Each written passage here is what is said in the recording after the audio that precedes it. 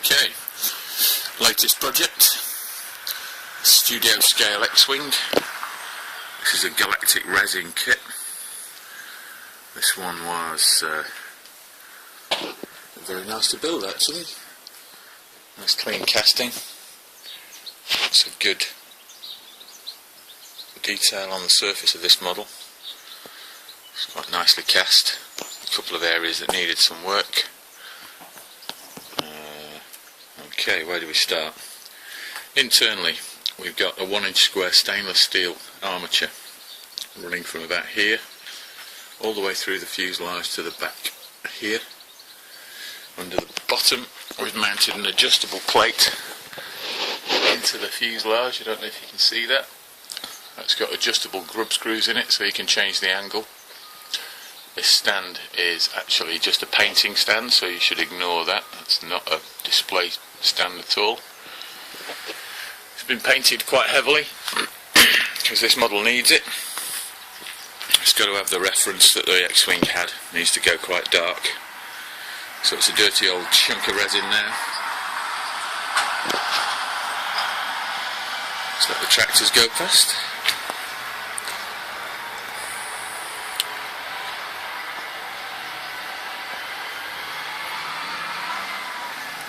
Came together really nice. There was a discrepancy on the bottom of the fuselage.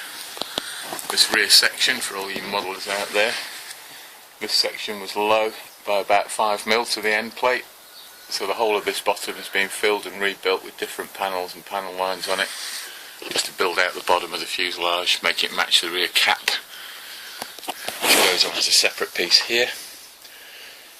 These don't move on this model, they're solid, moulded into the fuselage. I've treated them a little bit with a shadow line to make them look like they actually move. The wings themselves are quite tricky things to work on. So on this one I've attached them with magnets, so the wings actually come off. Gives you a lot more room to manoeuvre, a lot more room to work on the paint job, get things more accurate. All the little scratches on the surface match the studio model, and yeah, it's a nice build, this one.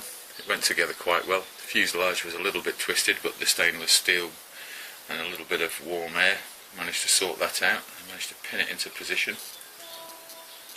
All the idents are correct as far as I can tell, and the thing came together really nicely. We went for an original internal cockpit, so very boring, nothing dramatic in there. Let's try and put this wing back on without shaking everything off. There she goes. Locks into position. All in all, very nice kit. Certainly looks the part. Lots and lots of different weathering techniques on this one, loads of paint chipping. All these side panels have had 3 colours, 3 layers of chipping.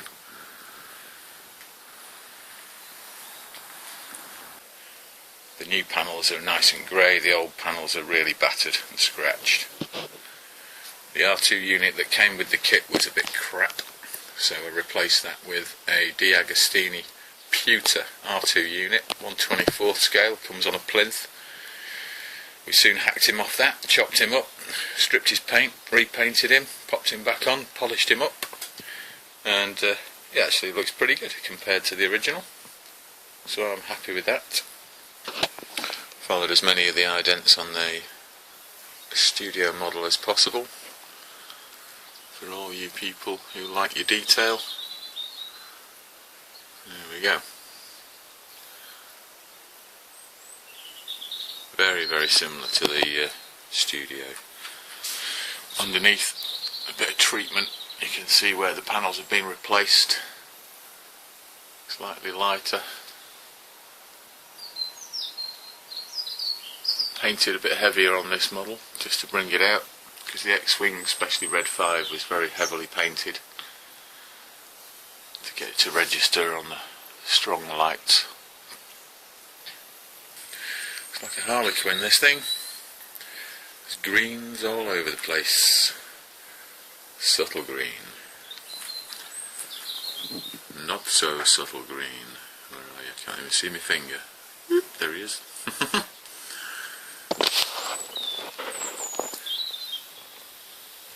Good bit of detail.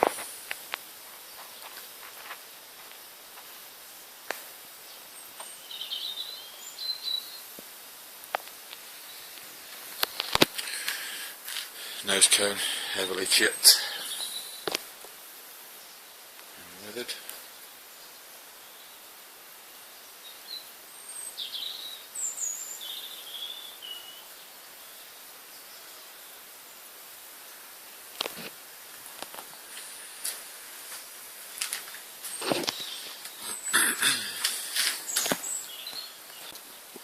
Inside the engines we've gone for the same thing as the original studio model, with little red gel inserts over the centre of the engines.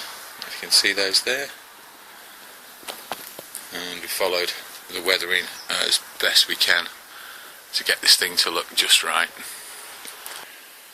So all in all, that one was quite nice to build.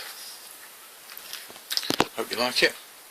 It's another build and paint job for the Star Wars universe. Oh yes.